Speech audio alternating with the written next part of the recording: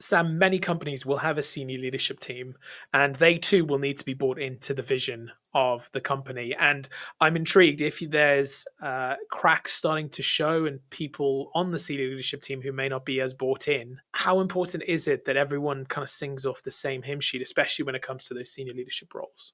This is so important.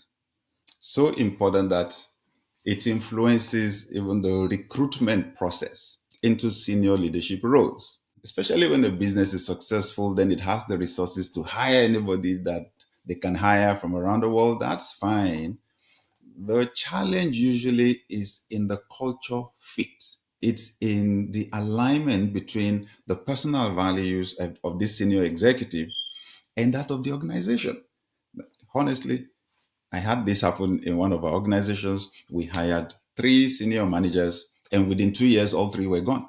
They were not bad people. It was just that there was so much conflict. They've tested approaches, perspectives that have worked for them. They've achieved success to get to this point. That's why you hired them in the first place.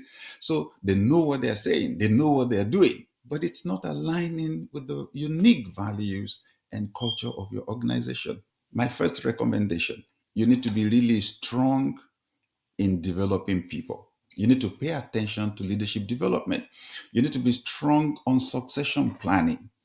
In other words, identify the critical roles in your organization, and you want to make sure there are 2 or 3 people prepared to take up those critical roles if someone moves. It pays you a lot to grow your own managers from within. It's cheaper, and on the long run, it pays you a whole lot.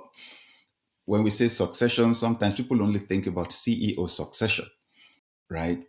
But oh no, the discussion about succession planning especially, has gone way beyond that. Succession planning should happen at all levels in an organization.